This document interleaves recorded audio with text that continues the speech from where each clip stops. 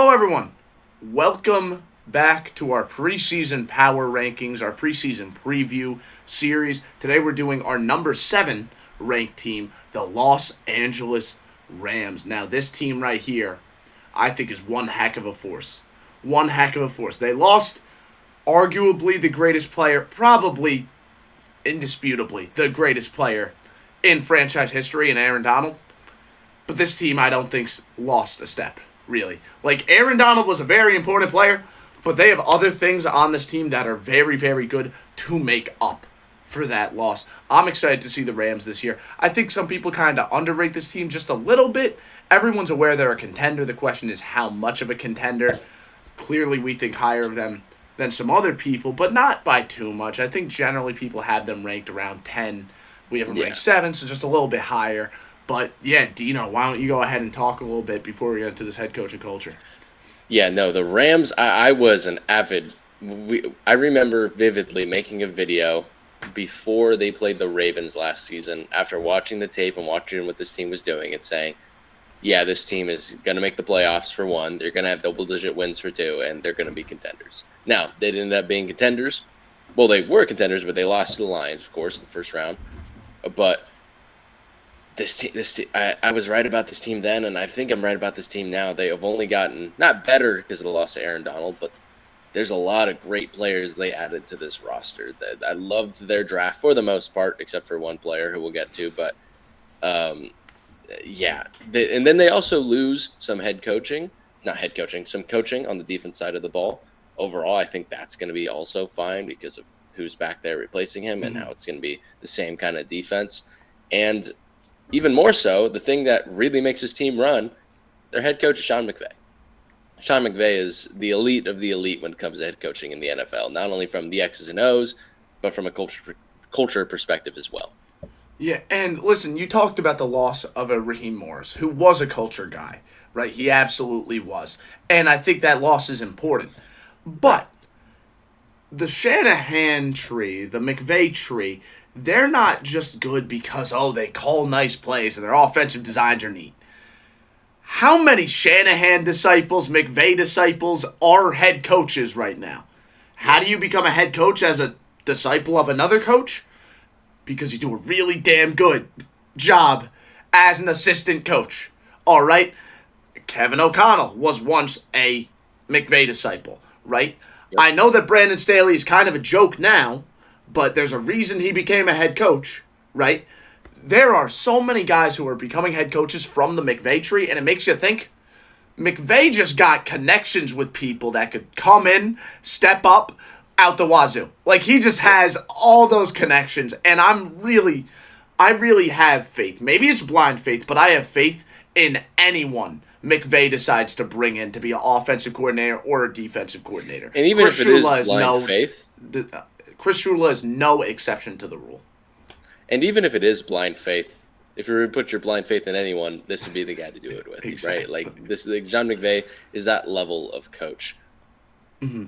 Yeah, listen, this is a very simple culture, right? We get into this top 10, especially now that we finished with the Jets, right? We could say all these teams completely focused on winning and nothing more, right? Exactly what Aaron Rodgers says his top priority should be, and then proceeds to completely contradict. The Rams stay true to that, right? The Rams have veterans and they have young players, and the young players step up, whether they're 5th-round picks or 1st-round picks. They step up and they play well for McVay. The guys love playing for McVay. The guys love playing for these coordinators. The guys love being in LA, being a Ram, and having veterans like a Matthew Stafford, who's been in the league for so long. Having guys like, Aaron Donald left, but still, they have veterans on the defensive side of the ball. Now Tre'Davious White they brought in, who, even if they're not the greatest players anymore, really help bring that locker room to the next level because they've been in the league so long and saw both the ups and the downs of this league. I really like what this culture has. Again, it's nothing revolutionary, but it's exactly what it needs to be. That is what this Rams culture is. And, you love to see a team that's just run the right way. And you talk about these are teams focused on winning. We forget so many people before the season last year thought the Rams were going to be one of the worst teams in football. So many people. I didn't think they were going to be one of the worst, but I didn't think they were going to be very good. And they just come out and completely turned that on its head and are one of the best teams in the league. And now we're entering a season where we know they're one of the best teams in the league. How good are they going to be now? You know what I Yeah. mean? So I'm very excited to get into this, and we can talk about. Let's move into this offense. They do have offensive coordinator. What's it called? Mike LaFleur. This is Sean McVay's offense. Sean Yeah. McVay is calling these plays, man.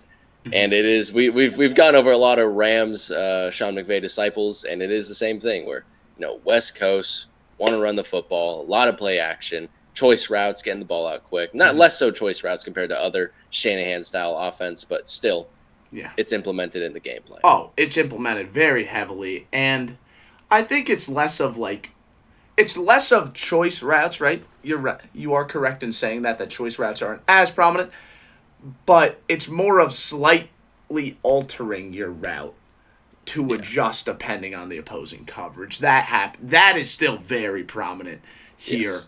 I feel like the biggest difference between the McVay offenses and the Shanahan offenses, keep in mind McVay is a branch of the Shanahan tree.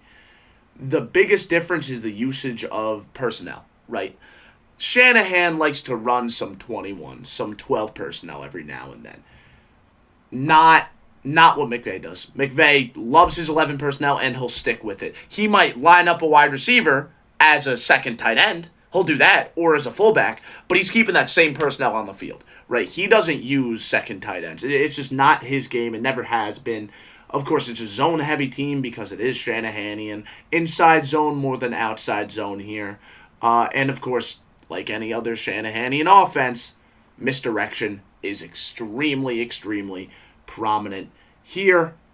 Listen, I look at an offensive scheme here that we know works. We've seen it work for so long, and it's so well put together. It's organized. When they need to win games running the football, they'll win games running the football. When they need to win games throwing the football, they'll win games throwing the football. If they could do both, they'll do both. And man, can that play action game get going if you really start to overplay the run. Absolutely. And do you want to now just move into the roster that they have in front of them? And absolutely. let's move to Matthew Stafford, man. There might not have been 3 quarterbacks who played better than Matthew Stafford did last season. Like, he was that unbelievable in this Rams offense. It was a large part of why this Rams team really was so good. He played some of the best football of his career. He's really proven why he's always been so underrated. He literally left Detroit and immediately won a Super Bowl, so that should tell you something about him. And what is there not to say about Matthew Stafford? The arm is still one of the best in the league. Yeah. He's as accurate as ever. He's reading the field as good as he ever has. And if he comes back and stays healthy again, there's no reason this offense shouldn't be. Absolutely. And listen, Stafford is my favorite quarterback I've seen play football, right? I've been watching him play, sadly, with Detroit most of my life, right? And as a result of that, I fell in love, right? The way this guy plays the game, the toughness that he embodies from the quarterback position, I absolutely love it. That being said, you said the big caveat, right? You said it. If he stays healthy. That's the biggest concern with Stafford. Not, has his arm fallen off because he's older. Not, he can't run around well. The biggest caveat with Matthew Stafford in the year 2024 is his ability to stay healthy. He stays healthy, they're in a really, really good spot because of what he could do. The different arm angles, like you said, how he reads the field, goes through his progressions. Very smart, being on the same page as these receivers allows those little tweaks to those routes that we just mentioned to work more consistently. But if he goes down, that stuff, it's all thrown out of whack. And it doesn't really help when we see who their backup quarterback is. I was telling Dino right before we started this recording, I just finished watching the film of the preseason game. Man, Stetson Bennett was bad. And Stafford goes down. Season might be out the window unless they bring someone else in. 4 interceptions, and all 4 of them were awful. That's what we were dealing with. There was this last interception, probably his worst. There are 2 minutes left in the game. They're down by 3. They drop in the play action. Stetson has a crosser open going to the left sideline. If he just lofts the ball, it's a big completion. Instead, he lasers it to a linebacker that's 10 yards ahead of the receiver, and it gets picked off. And I'm like, what are you doing, Stet? And the thing is, like, I didn't love Stetson Bennett coming out of the draft, but I definitely was like, oh, this is a draftable player. It'd be cool to see how he turns out with the Rams. Again, he hasn't played football in a little while, so maybe that's part of it. But yeah, not a good showing. And if Sypher were to go down right now, confidence is at an all-time low in Stetson Bennett. Yes, and you can't blame us for feeling that way, or anyone for feeling that way. However, assuming that, we're rational in our thought of putting this team at 7, Stafford, we hope, will stay healthy, right? So, now we continue. We move on to this receiver core. Yes. And I look at this, man. It's not the deepest unit, but we know what Kupp can do. Yes. Right? He's a big question for me. Will he be able to do that again? But worst case scenario, we just go back to like the early career Kupp, where he was just a really, really nice complimentary guy. Yes, because they have somebody who can be a star. Yes, and that's Nacua. That he has been. Mm-hmm. Nacua was that good last year. Man, he just everything. He does. He is the Sean McVay receiver in the sense that he does everything right. He does everything as a blocker. Very nuanced route runner. Smart player. Knows how to settle in the zones. Has soft hands, man. Yep. You throw a ball his way, he's gonna catch it. Whether it's diving behind him, it doesn't matter. Tough player over the middle. Speedy. I mean, Nacua is the whole package. Yeah. Nacua is the whole package, man. If I were to say his best trait, if you were to gun to my head, ask me what his best trait is, it probably is the ability to settle against zone and just be a smart player while running his routes, slightly alter them depending on opposing coverage and leverage. But it is really close because his ball tracking and ability to make plays with the ball in the air is also creme de la creme, right near the top of the league, really. Yeah. And that's what you see him doing a lot, considering he is a bigger guy, right? He is exceptional in that way. I was one of the, because we forget Cooper Kupp was hurt to start the season, and I was one of those people who were like, oh, his production is going to fall off when Kupp gets back. He's kind of playing the Kupp role. Nope, it didn't. He's just really that good. He was playing the Kupp role. He was playing the Kupp role. And then Kupp came back, and then he started just beating everyone in man, too. And then it was just like, okay, I guess it's just simply one of the best receivers in the league, and they took him in round 5. Yeah, sure, why not? And that's the reality, right? I know he was just a rookie last year, but he is one of the best in the league already. Yes. He is that good of a receiver. And then if Cooper Kupp can come back and go back to the form that we saw him when he was the Triple Crown winner, right?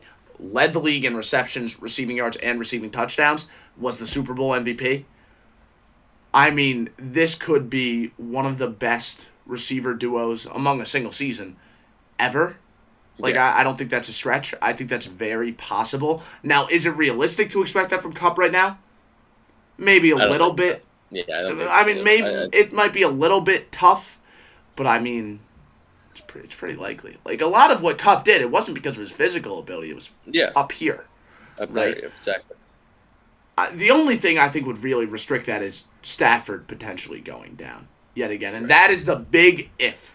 That is their Achilles heel. Stafford's health, without a doubt. But I think there is a world where after Cooper last Kupp, season, I don't have any reason to believe he shouldn't be healthy. He looked fine. But it's just he plays tough, and he's willing to take hits in the pocket, and he's an older quarterback. I think that's why. It is really tough to believe it, as much as it pains me to say it. But I think there very likely is a world where both Cooper Kupp and Nacua break the 1,500-yard mark. Wow. Yeah. I think there is a world. I don't disagree. Because they are that good. And listen, they have other weapons here. Demarcus Robinson is a fine 3. Fine 3. Tutu Atwell. Hey, Tutu Atwell's been coming into himself a little bit, just as this deep threat that they have. Absolutely. Right? They have other weapons. But we might no one close to that. No one close to those two. They did draft Jordan Whittington, who looked good in their game against the Dallas Cowboys. So, as we know with McVay late round receivers, this guy's going to go for 1,800 yards and 20 touchdowns next year. Get him on your Yeah, like they fantasy do. team. Likely. But yeah, it's a receiver core. I feel very good about mainly because of those top two guys, but they also have some nice depth. Yeah. There, right. But then we move over, I guess, to the tight end position. Right. Let's do it. Tyler Higbee is currently on the PUP list, but he's someone truly just a McVay guy, inline tight end, good blocker, can settle versus zone. He's not much of a separator. There's so many just traditional tight ends, the Jake Fergusons of the world, and he's a Jake Ferguson type of guy, which is fine. That's all you need to be. You'll absolutely take that, especially in this offense. And one guy I want to talk about, Davis Allen, I thought impressed a bit last year. Tight end out of Clemson. They drafted in the 5th round last year. Really good blocker. He really showed up when it came to blocking along the line, and showed out as a receiver as well. So after the catch mainly, Davis Allen I think was very impressive after the catch. I think that's where he got most of his damage done. Yes, I would have to agree. And so if Higbee's not there, still on the PUP list by the time the season rolls around, it's not like they're rolling out nobodies. Davis Allen, good player. Colby Parkinson's a good depth tight end to have, absolutely. Parkinson is another guy. He could play like that traditional tight end role. I really like him because of his catch radius. I think that's the big thing Parkinson will bring to you. He's able to make catches outside of his frame while being a bigger guy. Someone difficult to bring down because of his size, right? I'm a Parkinson guy in that way. I don't think he's anything electrifying, but they don't need electrifying. That's what the two receivers are here for. They do have Miami legend Hunter Long. I'll say this. You came too soon to Miami, Hunter Long. You came when Flores was in place and not when McDaniels was. I think you would have been good with McDaniel. I do. Anyway, let's keep it going. Now he has McVay. Oh, poor guy. Poor guy. But he's got tight ends in front of him. He only had to deal with Gesicki in Miami, okay? Gesicki's not a tight end. Let's go to the running backs now. Kieran Williams blew up last year running behind this Rams offensive line. And he's one of those guys where it goes to show you combine doesn't always mean everything, guys. This is somebody who stank at the combine, if we're being completely honest. And I had a 3rd-round grade on Williams personally in the draft because I really liked his tape as this guy who could be a 3rd-down back and had that catching ability. But, man, he was the whole package last year when it came to power running, elusiveness, catching out of the backfield. He's awesome. And it's just so funny because – they drafted someone who's kind of the exact same player in the 3rd round, so they're not going to have to pay Karen Williams in a year or two. Both of them are very, very similar in the sense of, not the best guy physically. Not. They're not the fastest, not the most elusive, not the quickest, they're not the biggest, but it's inside zone. Right, that is a very common thing in this scheme, right? A lot of inside zone. They start to run more gap, but still a lot of inside zone.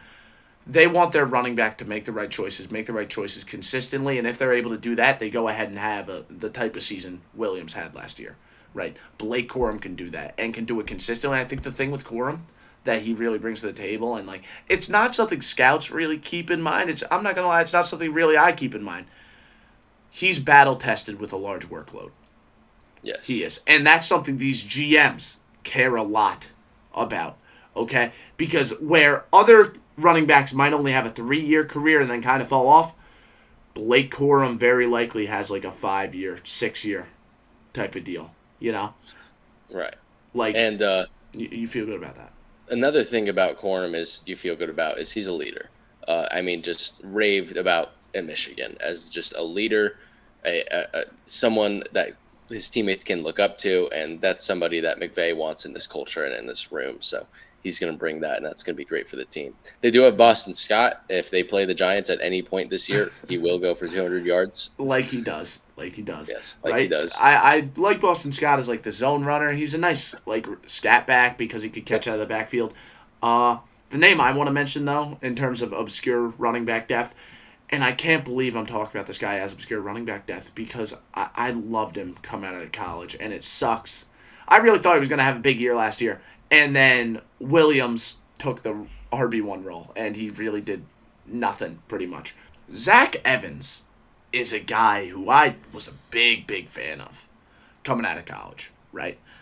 And when Kyron Williams came in and became the RB1, I was very disappointed because I look at Zach Evans, I love the athleticism, I love the physicality, I love how good he is after contact. And I also thought he could make defenders miss pretty well. I also thought he had the ability to go 1 to 100 in a split second, right? I did think he lacked the third down skills that Kyron Williams brings you because he isn't a great pass catcher. He isn't a great pass blocker. But I am shocked that there's a very real world where he goes through his entire Rams career and doesn't ever become this big name, right? And I don't think it's anything about his talent. I think it's just about opportunity. I think he got dealt a poor hand in terms of other guys in that room. They brought in Blake Corum, so now he's not even the RB2. I'm very disappointed with that. I mean, he's RB5 on the depth chart right now. Yeah, which makes you think maybe he's been practicing a lot worse than I thought he would be. But, yeah, he's someone I still have optimism for just because I loved his film in Ole Miss. I really did. But again, there's a reason he's the RB5 probably. I don't know what that reason is, but there is. If he does get out there, though, expect a big game. That's all I'm going to say.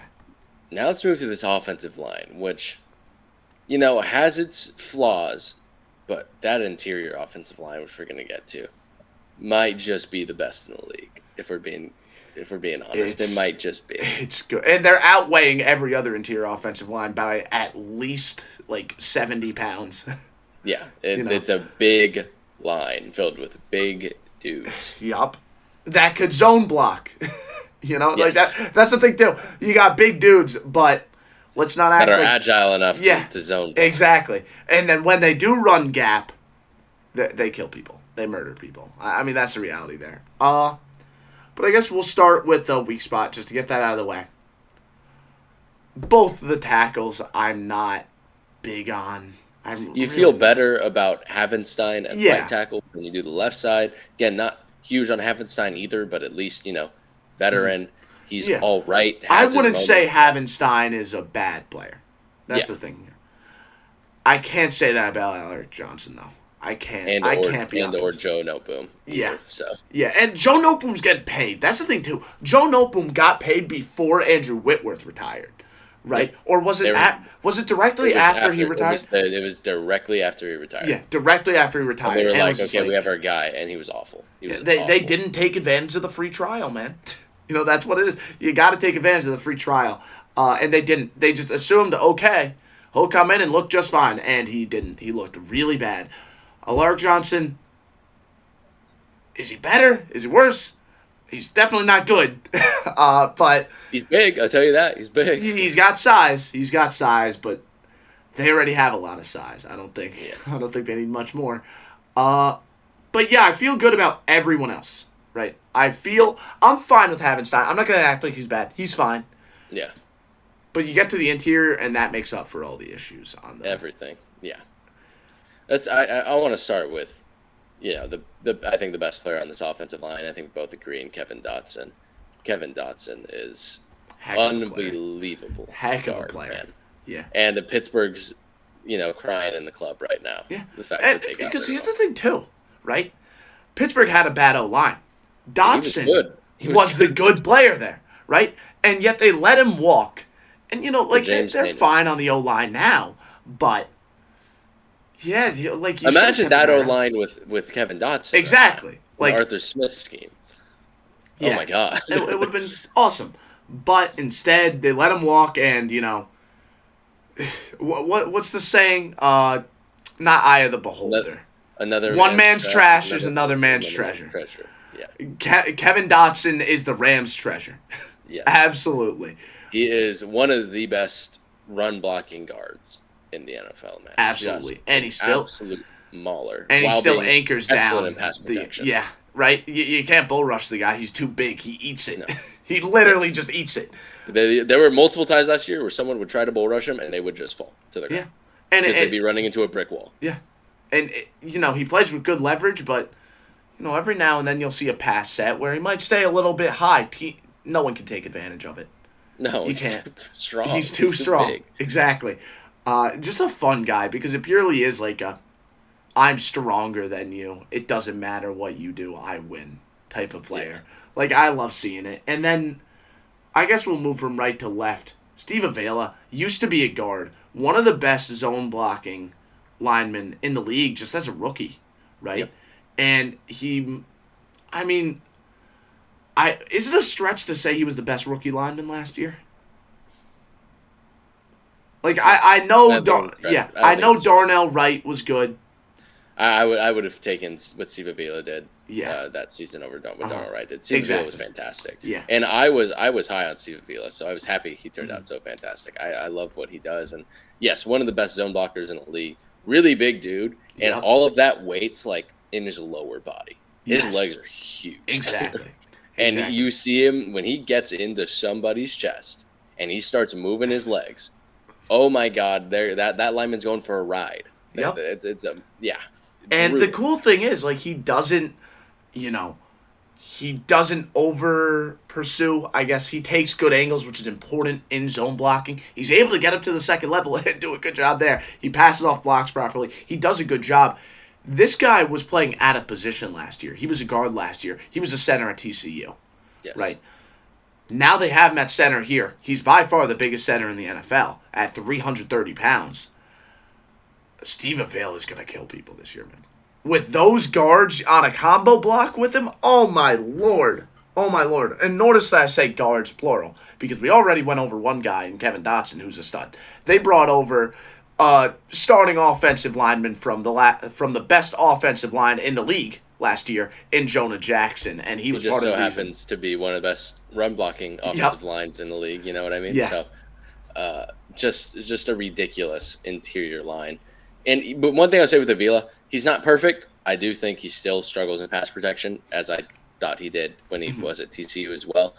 But at center, it doesn't matter as much because, And- again, most of the time you're getting help Yeah, regardless. and the guards around him are spectacular. Yes. Spectacular, you know? So I'm not too worried about that at all. I think this interior offensive line is going to murder people once again. It's just Absolutely. the left tackle spot I am concerned about. Right. I would be concerned too. But that's all for this offense. Now we go to the superlatives. These ones should be fun. Who's your offensive player of the year? It's so hard. I think there are, at minimum, 4 options here. And for me, I'm going to, you know what? I'm going to give it to the offense. I'm going Steve Avila, man. I think he's going to be one of the best centers in Really? football, dude. I think he probably will be the best center in football. I That's think that's a very real possibility. Yeah. And behind him, this inside zone game, this running game is going to be huge. And I didn't choose an offensive player because I think I think you could choose a lot of them and you'd be right. Yeah. Which makes you think maybe you go with the point guard in a Matthew Stafford. Right, But absolutely. I know I said that I think it's going to be like a split between Nakua and Cup. I don't know how confident I feel about that. I don't know what Cooper Kupp we're going to see. And because of that, I feel certain no matter what, Nakua is going to have a good season. The question is, will he be near 2,000 yards or will he be more around 1,300, right? Yeah. You know, like, how good of a season is it going to be? And, yeah, I know it's going to be good. I just don't know how good. I think it's going to be good no matter what, though. So I'm picking Nakua as my offensive player of the year. Offensive rookie of the year. This one, I know who I'm picking.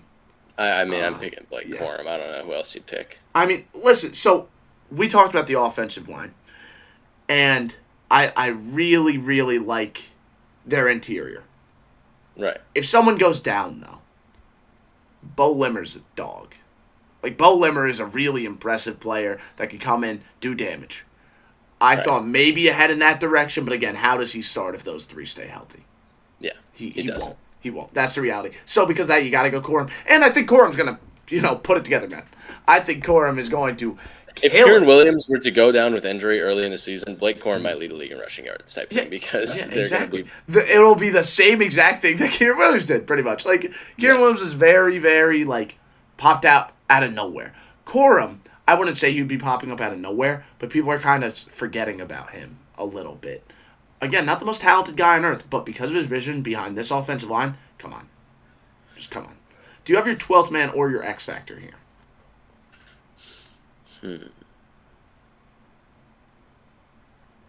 No, I do not. I have my X Factor. Okay. Cooper Kupp. Smart. Very smart. Just because he can be one of the best receivers in football. This can be the best duo in the league. Or it could be more of him being like a kind of a mid guy. Kind of like what happened at last year when he came back. Right. So now we move over to this defense. This defensive scheme. Chris Shula coming in for Raheem Morris. Everyone's pretty much expecting this to be the same type of defense. There's no reason to believe it won't be. Now, maybe one of their draft picks make you think they're going to approach it a little bit differently, but I'm expecting a 3-3-5 and 3-3-4, depending on opposing personnel. What are they going to run more? It's going to be really close. Probably the 3-4. Yeah, I would say the 3-4. Mm-hmm. But I think it's going to be really close, like I said. What is it that they like to run? Spot drop zone. That is it. Spot drop zone all the time. That is what Raheem Morris did, and there's no reason to think that won't be what Chris Shula does. Do they blitz a lot? No. That is just not what they do. However, when they're in that 3-3-5, it's very, very common for them to only have one inside linebacker, and then both of the outside linebackers play on the edge. So you have 5 down linemen and then 1 linebacker. That is a very common thing, but one of those 2 outside linebackers will drop back. It's a very common thing. You look at the personnel, though, maybe they should be blitzing out of that because Byron Young, I don't love as a coverage guy, and then Jared Verse, I think it would be a huge waste to have him drop back. But maybe they'll do it a little bit, of course. Like I said, very little blitzing. I think maybe that changes a little bit, but still, a defensive front I really like, or a defensive scheme that I like. It's simple, but it works, Spot drop zone with little blitzing out of a 3-4. It works, man. It's a simple formula, and it does damage, It absolutely does damage. And as we said, this team lost the greatest player in franchise history, one of the greatest defense players we've ever seen touch football, in Aaron Donald. However, there is reason to believe this pass rush is still really good next year. Mm-hmm. And that's because they really invested in it this offseason. And I think it'd be fun to start with this defensive line and this pass rush and what we're looking at. And let's start with the edge rushers and their first-round pick, Jared Verse. You and I both were very high on Jared Verse. Very high. He was easily my edge one. I liked him a lot better than the other guys. Like, if the Falcons took him at 8, I would have given that pick an A. I think that would have been a fantastic fit for the Falcons, right? Or a fantastic pick.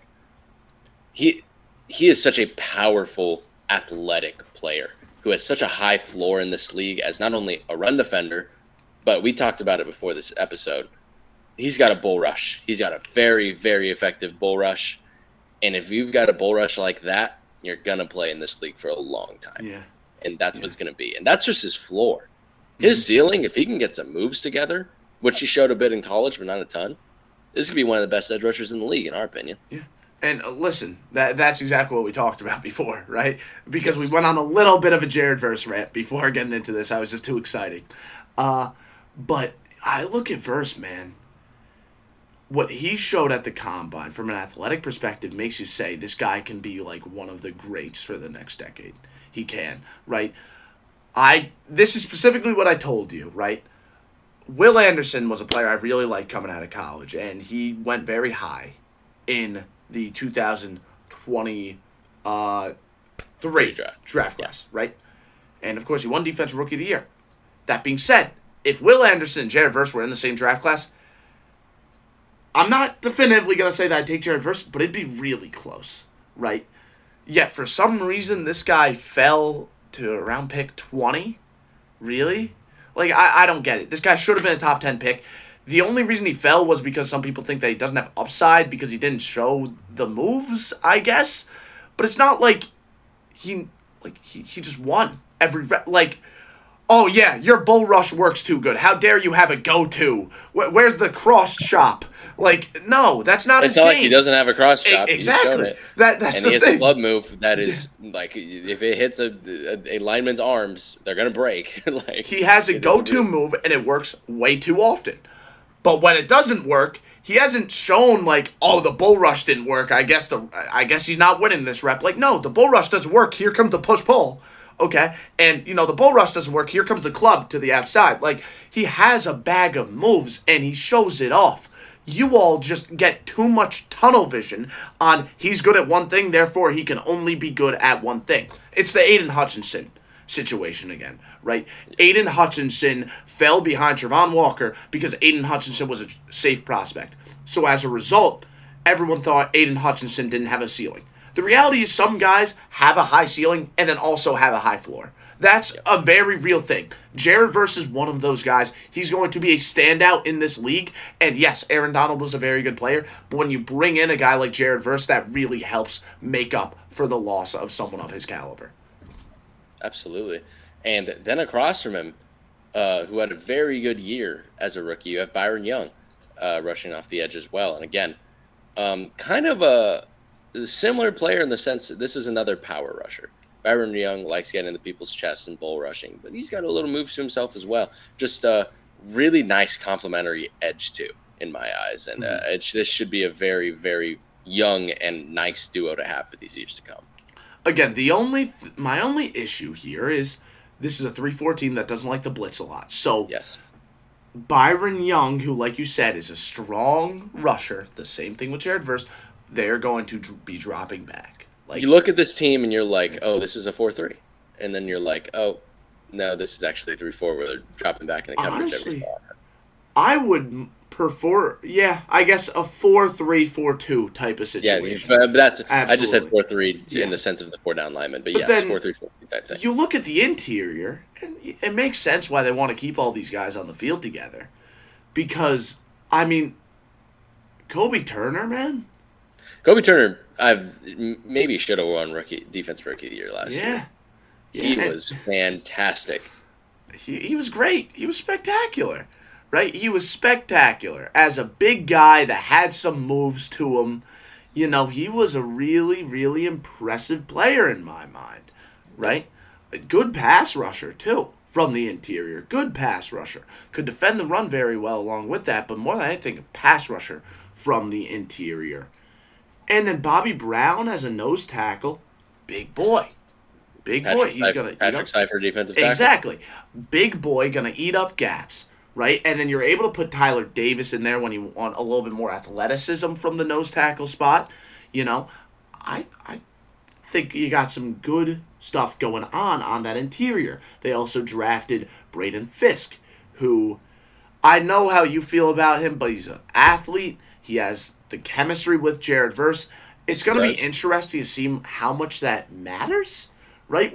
We've seen teams take a wide receiver because they play with the quarterback, right? Exactly. I wonder how much it matters when there's a defensive lineman next to a defensive lineman they already know. I'm curious, right? Yeah. How much will that really matter? We'll see, right? Maybe you have them go on some unique stunts and they have a little bit more chemistry in terms of timing, and it works out a lot better in that way. I don't know. But I do like Braden Fisk as kind of this, I guess, elusive guy to complement two powerful edge rushers and some big guys in Bobby Brown and Kobe Turner. And I get that, but when I watched Fisk's tape, I was not moved very much. For one, he's got T-Rex arms. He's got really short arms, and that can cause issues because, as you said, he's an elusive guy. Mm-hmm. But on top, while he's elusive, I thought he played really out of control at times. Yes, where he was just kind of running all over the place. Yeah. And then he'd get somebody into his chest, and he just kind of got getting pushed around. Now, he's an athlete. I love that he has a motor. He really just plays hard. If they can get him under control, maybe it works. I'm just not a big Fisk guy. I like everybody else on this line. And I'm not either, but I definitely see a little bit of oomph. Yeah, in the addition of him, I see him as someone that, you need to ruin a drive, right? This team's been, staying ahead of the chains all game. Well, the drive just got completely screwed up because Braden Fisk, who might have been the reason that some of those plays that they were just running worked, Braden Fisk just blew up one play for a big loss, and now they're behind the chains. They have to step out of their comfort zone, pass the ball. I see him as not an X factor player like overall in the season, but an X factor in Yeah. a game or in a drive. You need a Right. big play, he Totally. could get it for you. So yeah, I really like that defensive line. Then we move to the second level with the linebackers. Christian Roseboom. You have any overwhelming feelings? Do you think Troy Reader maybe starts over him? I'd be a little surprised if Troy Reader wasn't the starter, Yeah. but I feel the same kind of about both of them in the sense that they're fine. You're Yeah. not. I'm not going to sit here and think they're liabilities, but I'm not also going to sit here and tell you they're going to change the game for this Rams team because they're not. But I do like Ernest Jones. I think Ernest Jones is a pretty damn good linebacker, man. He's a stud. He's a stud. Hell of a blitzer. Hell of a blitzer. And they have a type in this defensive front. And that type is motor. Motor. Right? You want guys that'll just chase down plays relentlessly. Everyone here will. Ernest Jones, I think, is the clearest example of that. Right? Sideline to sideline, relentless motor, good blitzer. He plays tough. He plays downhill. He plays good football. Also a fine coverage guy. Yes, I think he's rather good in coverage, actually. Yeah, exactly. So Ernest Jones is a guy I really love. I think he's one of the most underrated players in football, honestly, because he was a key reason that defense was good last year, right? Very, very electrifying player who could kind of do it all from the linebacker spot. Another playmaker for them. Yes. Is there any other name in this linebacker room? Not really. It's a lot of people that, I mean, I think Ernest Jones is the only drafted linebacker in this room. I think everybody Really? else. I think everybody else was a undrafted free agent. Which isn't a knock on those guys. Troy Reader, No, we think, no. is a starting caliber. That's not a knock. Yeah. I'm just saying I think Ernest Jones is the only drafted player in this. That's just linebacker interesting to room. hear. Yeah. Well, they've done a good job, with those undrafted guys. They Like I have, said, they have. Reader's been good. Christian Roseboom is fine. They have a good room considering that they only spent one draft pick. Yes, absolutely. Then we move over to the secondary. I think this is where some questions might start to rise. Yes. Question number 1. Is Tre'Davious White just too old? We'll see. I think there's very much a world where yes, he is too old, and it doesn't work out.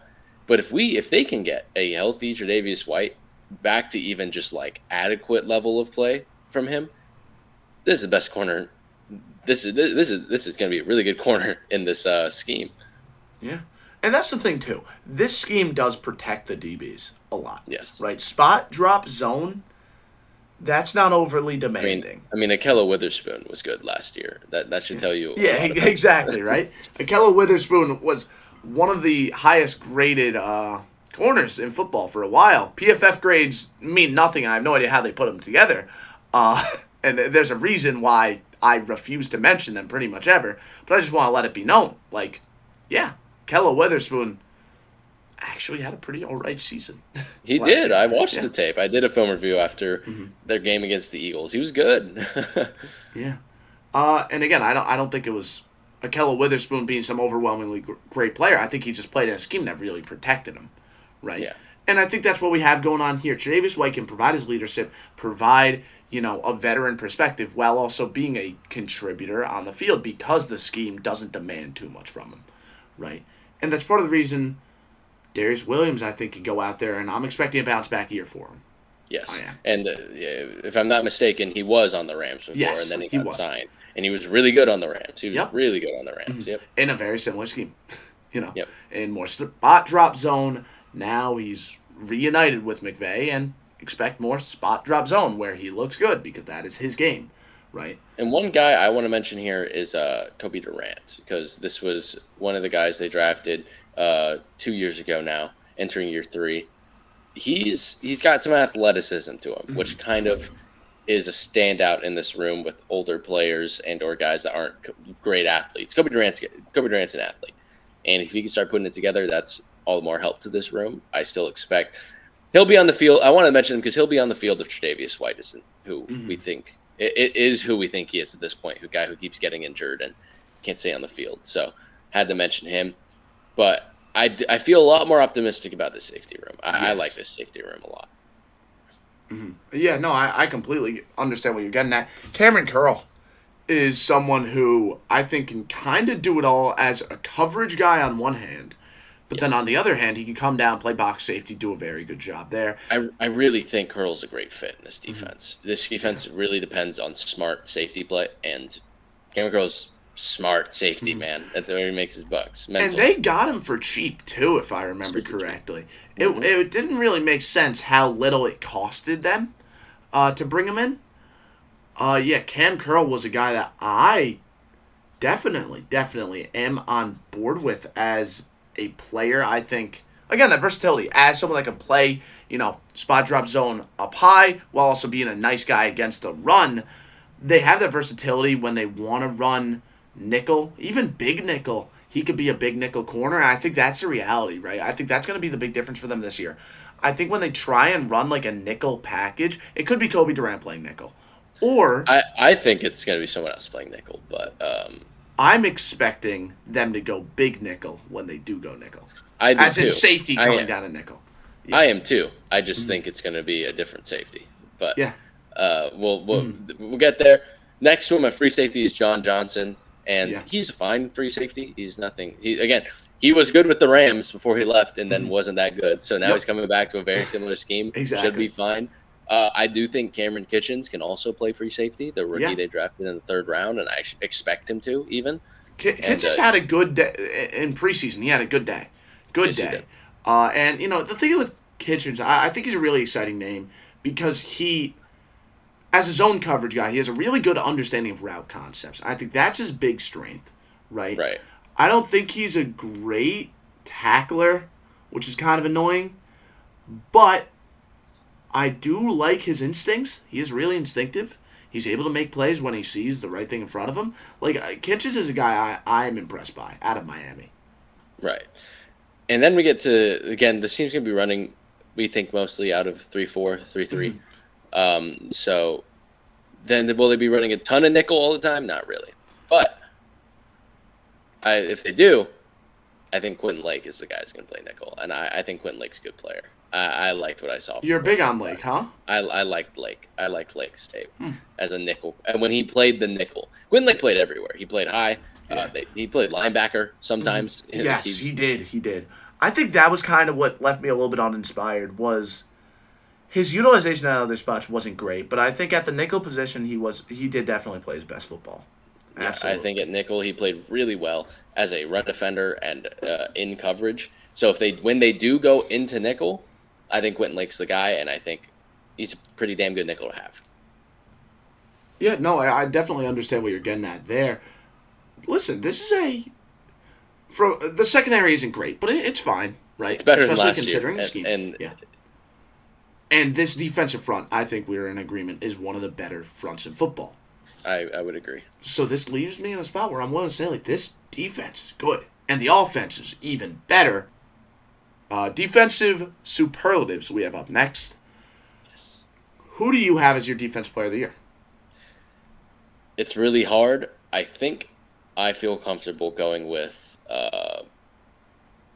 Kobe Turner. I think Kobe Turner's in for another big season, especially with now 2 edge people. They can't just – they're going to have to double team one of them at some point, I think. And Kobe Turner might be able to get his ones. And Kobe Turner was the best player on this defensive line last year. So I feel comfortable saying Turner. I also feel comfortable saying one of the edge guys, but specifically Jared Verse, really, even as a rookie.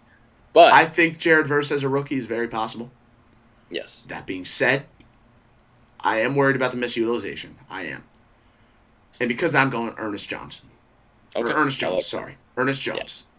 From the inside linebacker spot, love him. I truly do think he's one of the most underrated players in the league. And defensive rookie of the year, I think we both feel very comfortable saying Jared Verse. Yeah. I have my X factor here. My X factor is Tre'Davious White.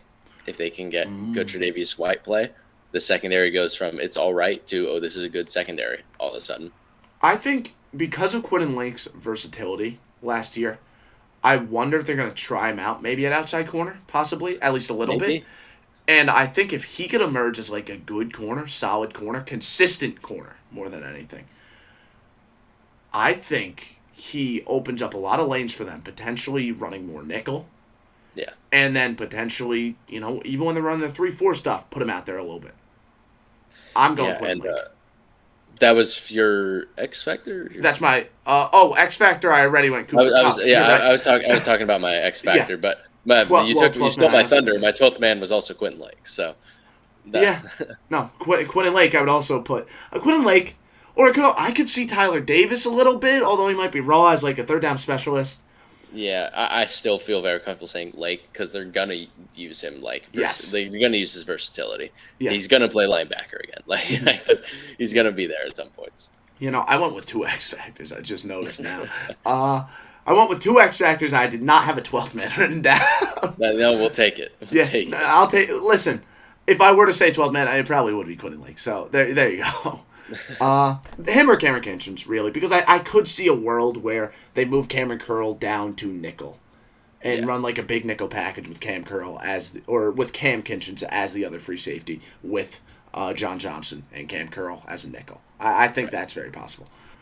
We look at the special teams, and I don't see anything that makes me worried. You know, No, nothing gets you excited either though. yeah, exactly. Ethan Evans, I feel like, was an underrated punter. He had 48.5 yards per punt last year on 64 punts, which is a pretty good line. Joshua Carty, he's their rookie kicker out of Stanford. He did a good job in Stanford. We'll see how it looks in the NFL for him. We see a lot of guys like Cade York come in and kind of suck. But we see some guys come in and look good. So, it could be all over the place there. Boston Scott, I would say, is their best returner. Right? Is there any disagreement from you on that specifically? I'm assuming it's No lagging. disagreement there. I think in the returning, yeah, it was lagging, but Okay. in the returning Just game, restart that, I actually would be okay. Well, from what I said in terms of, is there anyone else that you love as a returner? I would like to see Zach Evans get some stuff returning if they're not going to use him in the backfield. Put him on with the way these new kickoff rules are, the way they have actual run plays essentially now. I'd love to see them utilize Zach Evans in that role. Yeah. No, I think a duo of him and Boston Scott in the backfield could be really, really fun. Yeah, no, I definitely get that. Now, in terms of other guys on special teams, I think Cam Kinchins could do a little bit, although he's not a great tackler. I think Michael Hoyt, definitely. We haven't even mentioned Michael Hoyt. Yeah, we didn't mention him with the edge group. He's a big, athletic outside linebacker. Who Way too big to be that athletic. Yes. They had him at 310 pounds, drop back into zone a lot, which makes me very worried that Jared Verse is going to be dropping back into zone a lot. But yeah, no, Michael Hoyt is a very interesting athlete. I think he's going to be a big contributor on special teams, actually. Kobe Parkinson, I think, is going to be a big contributor. Tyler Johnson, and of course, Zach Evans, because if he does not contribute at running back, I need him to contribute somehow, or else the agenda will burn. Yes. Now we look at this schedule, right? If you were to say a floor, what would you say here? I think the floor for this team is 9-8. 9-8. 9-8. I said 8-9. What would you say for ceiling? I think the ceiling for this team is 14-3. Same here. So we agree this team could be really damn good. It's just about Stafford staying healthy. What was your prediction? My prediction's 12-5. 12-5. 12-5, winning the division. I'm hoping Stafford doesn't miss too much time. I'm expecting him to miss a couple weeks, though. I'm going 10-6. Right? Yeah, 10-6 or 11-6. Sorry, 10-7. Thank you. 10-7. Oh my lord, not a great day for Patrick Stafford. All right. So I'm just gonna crop that to make myself seem slightly smarter. Okay. Now we look into the schedule.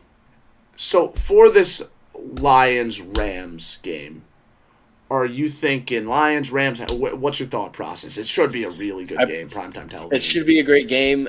I'm still probably leaning the Lions because while the Rams did get better, we'll see when we get to there. The Lions also got better, and I think we think very highly of this Lions team. And I think this offensive line could take advantage of a young Lions defensive line, their first game playing together, all together in the league, right? I think this is a game that the Lions should win. for me, the tough thing. Aaron Glenn, blitz heavy coach, against a team that is going to get the ball out quick. Yeah. I think But I the think Rams I might also be lighting up the board. they could, but there was also, this was the case last year, and they got better in the secondary too. That's right? true. That's true. You know what? Yeah, you're right. You're right. We're Not expecting only Cup that, to be this better, this but you're this right. run defense. Not only that, this Yeah. run defense should despite how good this interior line should be and how good this Rams running game should be, the Lions run defense is really good, really good. Yeah. No, I think you're definitely on point there. So now we move on to week 2 at Arizona. I feel pretty comfortable saying the Rams. I think this offense should kind of pick this team apart. Yeah, I also feel like the good thing here is this Cardinals rushing attack should be restricted because of how good this front is for the Rams. Yes. And in a situation where the Cardinals have to score a lot of points because we're expecting the Rams to dominate offensively, I don't know how much I like them not being able to rely on that run game a little bit. So I gotta pick the Rams. Then we get Shanahan versus McVay, and Shanahan always has his number.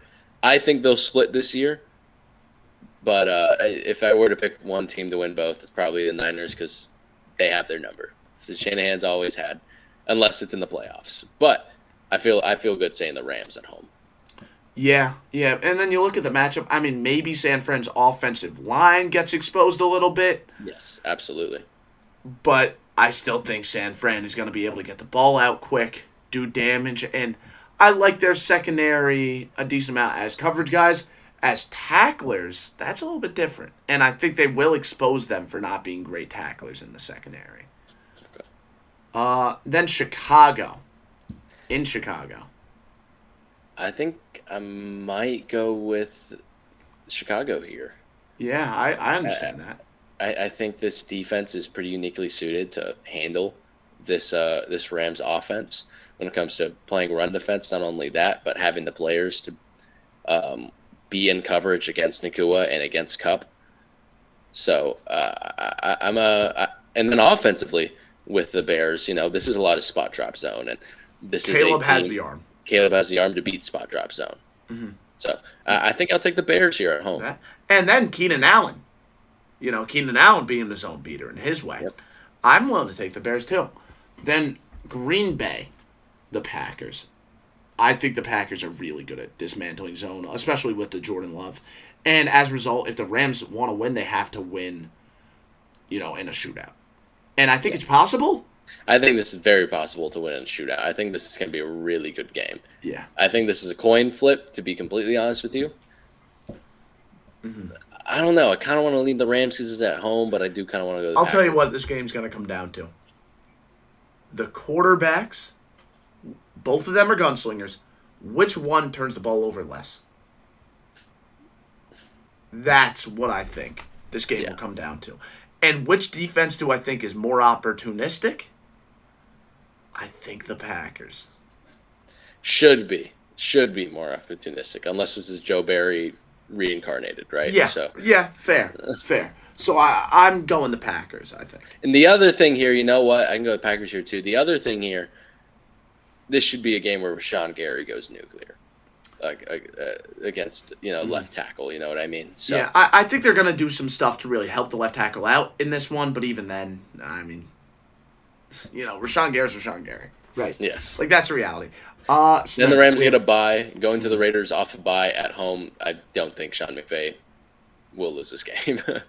Off of a bye. Yeah, I also think both Nakua and Cup can settle versus zone. We expect that to be a zone-heavy team. I think the Rams probably win there. Minnesota, I think, can give them problems. Maybe a little bit, especially when it comes to Minnesota's offense against this defense. I'll give the Rams an unconvincing win. Yeah, I'll take a win here too. And then we get a mini bye heading to Seattle. Mm-hmm. I feel okay saying the Rams here because they're still kind of at the point of the season where the Seattle defense could be still meshing together a bit. And But this also could be the game where they finally put it together. It could be. But at the same time, McVay creamed the McDonald defense when they played last time. He dropped 40 against them. So, I got to say one thing for right now. It's great that we get to see McDonald versus McVay twice a year. That's awesome. And Shanahan versus McDonald. Yeah. That's super fun, too. So then Miami, primetime television, Monday night, Rams. So I think this is a defense that Dolphins can take advantage of with this. I disagree. I think that you look at the Rams' edge rushers, how good they are against the run. They won't be able to rely on their outside run game. They're going to have to win over the middle passing. And I don't think that the Rams are necessarily great at defending the middle of the field, but I think if the Dolphins can't threaten the perimeter with their run game, which I don't think they'll be able to, I'm expecting them to do a good enough job over the middle to I think that's fine. I think that's a fine thing to say. I do think there's a world where Tua in this offense kind of just pick apart the spot drop zone. I think that's a very possible scenario. But what you're saying is also true. So we'll see. I think that was up in the air for me. But then they have the Rams against the Patriots going to Foxborough. I feel good about the Rams here. The Patriots lose every matchup there. Every matchup. I mean, what? The corners against the receivers, Rams are still winning that. Wide receivers versus corners, Rams are winning that. Like, everything, right? O-line versus D-line, Rams win on both sides, right? Like, there's not a single aspect of the game that the Patriots have them even remotely beat. They might haven't beaten the safety room. They might haven't beaten the safety room. That's all I can give them. Yeah, but I'm saying safeties versus the offensive alternative. I'm saying that as a joke. Yeah. Then if Stafford's down, do we think... Here's the thing, too. I just want to look at this now. Stafford going down, Bennett comes in. How many... I mean, I still think they beat the Patriots, but I do want to approach that reality now. I think they still beat the Patriots. Philly, I really think the ones that beat shootouts... I don't think they're winning any shootout with Bennett out there. Yeah, no. But I feel good about taking the Rams against Philly, I think. I think I feel good about that one. I like how they match up, although A.J. Brown and Devonta Smith might do a really good job, but the zone coverage really helps them there. Yeah. I think they could stop Saquon. Yeah, I'll take the Rams. And then Rams going to the Saints. Now, the Saints are off a bye. I still feel pretty good about the Rams. Yeah, but, you got to keep in mind, it's going to be a bye with a new head coach, right? Yes. And I don't know. I hope this isn't the interim's first game, because if it is the interim's first game, interim head coaches always win. Yeah, they always win, and this might be Spencer Rattler's first game. Who knows? Yeah, maybe. Spencer Rattler might go for 405 touchdowns. Spencer Rattler versus Stetson Bennett. Very possible here. Very possible. Very possible. Then Buffalo. I think I feel nice about the Rams here. I do, too. Being able to beat up zone coverage like that. I completely agree. Then we have the 49ers again. We talked about that matchup. If one team were to win both, it'd be the 49ers. It'd be the Niners simply off the fact that Shanahan has McVay's number in the regular season. Yep. Rams at Jets. Should Super be very fun game, potentially. Assuming both quarterbacks are healthy. Yes. Now, Rams are coming off a bit of a mini bye after that San Fran game. They have time to prepare. And I think the interior line might be able to maybe not stop Quinnen Williams, but hold him off. Keep him at bay. I could see them being drained here, coming off the 49ers game right after Buffalo. They are, but it is a bye, too. They do get a bit of a mini bye. They get a day or two. I know, but I'm saying I think that might be a little bit immunized. Yeah. It's tough. It's tough. I might lean Jets. I think so. Because I think they'll be able to stop that receiver core while also shutting down the run game. I think I lean Rams. Not completely shutting down the run game. Yeah. I think I lean Rams, but I think it is a toss-up. Then we get Cardinals at the Rams. I think the Rams sweep here. I just think they are uniquely suited to beating up this defense. Exactly. And even if the Cardinals offense could get going, it's still kind of rough. And then we have McDonald and the Seahawks again. Once again, McVay knows how to beat up on McDonald's scheme. Maybe he's going to throw some new wrinkles out, but I'll believe it when I see it. How's that? Maybe Byron Murphy's Aaron Donald, and they get their revenge. Maybe Stetson Bennett's out there, right? You never know. Stetson Bennett against Mike McDonald's defense, after what I just saw, might throw 6 interceptions. Yeah. He might. Mm-hmm. Or he might stoop. You know how there's always like a weak spot in every play that McDonald draws up because, in order to reallocate a defensive tackle to the middle zone, you have to do something else that's dumb. What if Stetson Bennett, being someone who just doesn't think like any other quarterback, is like the one guy to like stupidly end up taking advantage? I can see that. His first read happens to be looking at the weak spot every single time. Yeah, his first read is the defensive tackle man-to-man with his receiver or something. Like sweet. Yeah. He's got it. And he's just like, oh, I didn't even know that there was someone supposed to be covering him. Like, the most creative blitz package on earth, and he just doesn't see it. That would be funny. But, I like the Rams this year. I really do. It's just about Stafford staying healthy, like I keep saying. Like, that is their Achilles heel. That if we could guarantee Stafford stays healthy, probably a top 5 team. Like, I feel pretty good about it. I would say so. Yeah. But anyway, that's all for this episode. I hope you all enjoyed. If you want more of my content, check out the channel, down below. Leave a like, subscribe if you enjoyed. And then Dino also has his channel linked down there. I definitely recommend checking it out because the next episode is going to be up on his channel. Episode 6. Episode 8 was also up on his channel.